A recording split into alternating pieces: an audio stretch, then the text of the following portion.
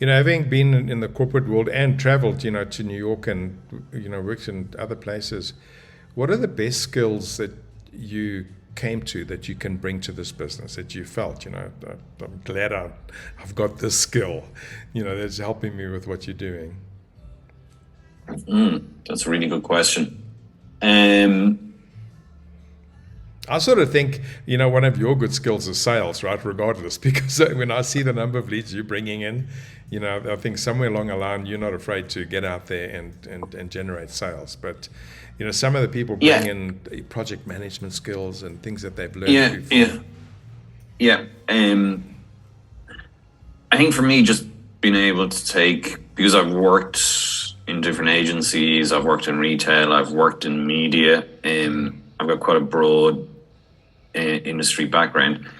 That allows me to come in and take a helicopter view of how a business is performing. And I think when you're not involved in that business on a day-to-day basis, and you've got someone like us with lots of experience, you can come in and actually very quickly have a look at a business, spend half an hour with the right people, and you can actually understand what their problems are. And a lot of those people will be experts in their field. So whether they're a retailer, a baby company, a promotional company, and when you bring their experience with our digital marketing and general strategy experience, that's when the magic happens. That's when they can do their day job, we can do our day job, and the two work really well to help them grow their business. So I think it's just being able to have that strategic overview and say, okay, this is where you want to go, this is what you need to get there, and here's the plan to get you there. So that's a great skill to have. I mean, it's, as you say, solving people's problems and making the business more profitable. Your business, as we know, is doing quite well. Any big plans in the immediate future? In sort of 5 years, spending more time in Portugal on the beach, or working a bit harder? A mixture of both. Hopefully. So, definitely as the kids get older, it's nice to be able to say, okay, well, we can do this for maybe 3 to 4 weeks. We can go on some longer trips, maybe go to South Africa. I'd love to bring them to the States, go to Australia. There's lots of different bits and pieces I'd love to do like that. And, as we said earlier, as long as we got broadband, we're lucky we can pretty much, work from anywhere. But it's just, I guess the business is at a stage now where I'm trying to get bigger clients with bigger budgets. When I started, I probably, attracted a lot of clients who were in the 1 million to 5 million budget. But now what I want to do is try and help, bigger companies, bigger brands, help them grow their business. I think you've got to pay your dues first in all businesses. And, I've learned a hell of a lot over the last 5 years, and I want to help, bigger businesses grow and bring my experience to them. So, it's interesting. I started 19 years ago, and I think that the first 2 deals I got were from friends because there was no way I was going to get business. And websites weren't popular. People didn't even have their own email address, at that time. So it was like, they had a fax number on their business cards. Do I need this? They don't really need it. And but it's starting so way back. I had to do things for free and do things cheaply because you had to, have reference. People wanted to know, have you built a website for a dentist? Because if you haven't, they're not going to deal with you. And, now, much later, after you see the experience that people have in this industry, you can come in and you can tackle a large project with confidence, from that aspect. So it's really grown, over this time. And the mistakes I've made, maybe it's a mistake or not. It's certainly, started with a lot of small business, and that's not the advice I would give to people today. So, but if a prospective WSI consultant came to you today, what sort of advice would you give them based on what you've learnt in your 5 years?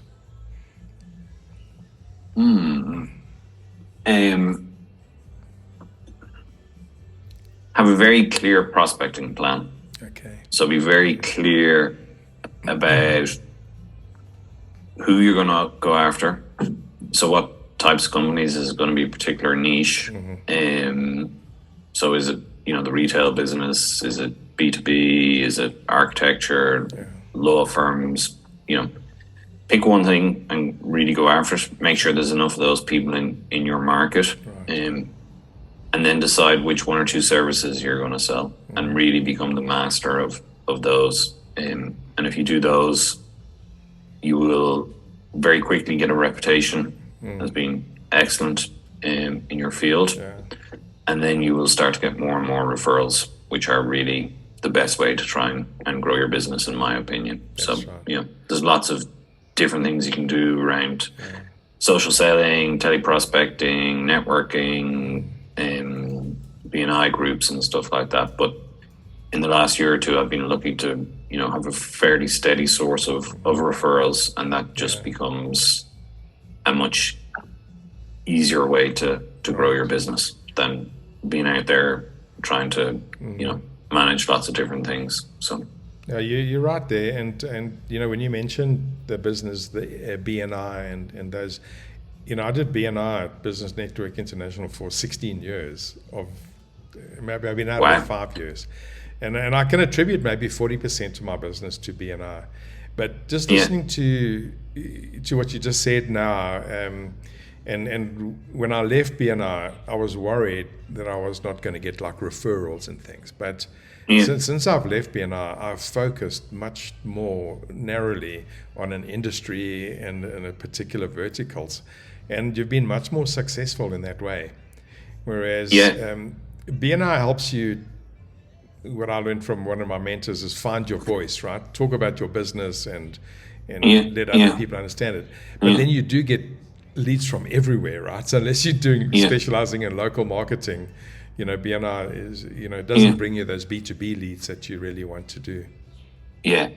So I went to several B&I different group meetings and I never found the right one for me. Yeah. So I actually never stuck at it. What really helps me in my first year or two was I invested in teleprospecting. So I hired a local firm who I found on Google, right,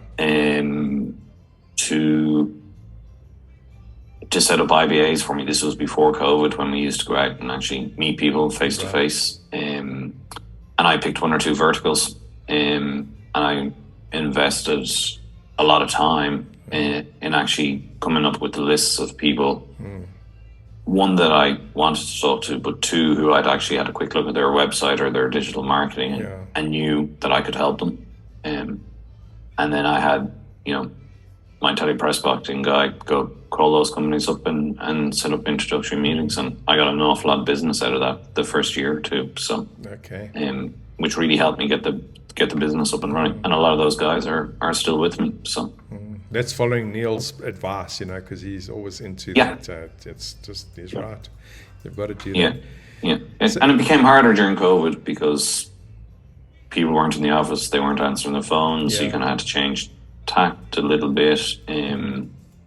But now actually, people are back in the office, so it's on my list of things to. I've done a bit of it this year, and I'm going to do a lot of it again next year. So. Right. Andrew and I went on a client meeting yesterday. It was the first one I've done. I haven't seen this client for 5 years. We spoke so much about so many other things before we even started. It was Zoom. I'm the same. I have loads of clients I haven't seen. I've actually clients I've never met. Face to face, because it's all been on Zoom. So. Yeah, it's crazy. I must say I enjoyed the thing, but I just realized it slows everything down. But it's actually more. I think you get a lot more out of a face to face relationship. Yeah. You just got to get the right balance. Yeah. So Richard, you've given us a lot of your time. We've got maybe 3 more questions to ask you, and like fun questions just to get out of this thing.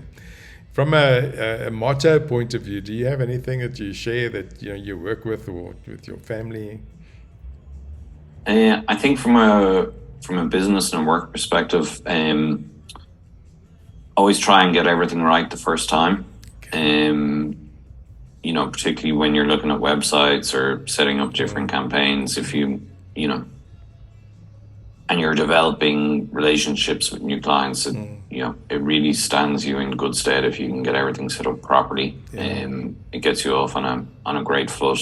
You get to earn people's trust, and more importantly, it doesn't mean you have to be revisiting the same problem 4 or 5 times. So, just do it, try and do it right the first time, and it won't always happen, but that's part of this business. But trying to do that really, helps grow the business, helps you better manage your time. So mine's very similar. One of the ones that I go on, but people don't like it always. They're saying it's never settle for second best. And it's the same thing. I like that. If I've produced something and it just doesn't look good, I just want to do it again. And I think it comes out of my love for cooking. There's many times I mess up a dish, I throw it, I move it aside to start again. Like if I break an egg, I'm going to make another one. It's just that. Yeah. Oh, you're that. Okay. It's probably a bit of the Virgo in me coming out. Poor Mariana.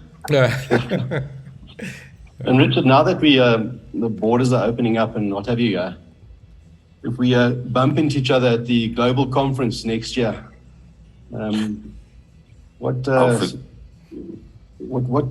you gonna order us for a happy hour? Oh, what are we gonna have for a happy hour? Rum and Coke. Okay. Probably a nice Mankay rum. Yeah. And a little bit of Coke with a tiny bit of ice. So. Okay. If we meet in Ireland, though, we'll have to go for a nice pint of Guinness followed by a whiskey. Both of those sound fun. We're going to have to do some traveling.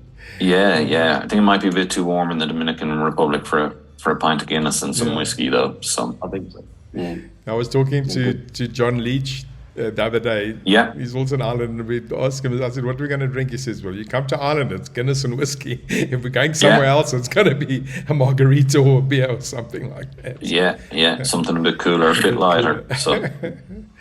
Okay, Richard, thanks so much for your time today. Just before we go, one last question.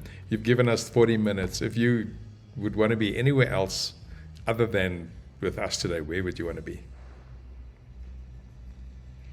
Oh man, good question. Something, it starts to get really cold here again. It's frosty, so I'm kind of getting itching to get out to try and do some skiing. So there's not much skiing in Ireland, or there's no skiing in Ireland, but we're lucky. 2-hour hop over to the French or the Austrian Alps would be that'd be a good place to be today. So that's where I wouldn't mind being today, to tell you the truth. So do a little bit of work in the morning and then out on the slopes for 8:30. First lift up. Yeah. If I had my choice, then I'd be on my boat fishing doing this interview with you. So that's where I'd be. But thanks very much. Summer over there. You're welcome. Yeah, really, it was really great. Andrew, thanks for joining us on this interview today. Richard. Thanks, Francois. Andrew, good to see you again. Yeah, we're looking forward to seeing you in Dominican Republic. Look, I know. in May, but won't be long coming along. May. So.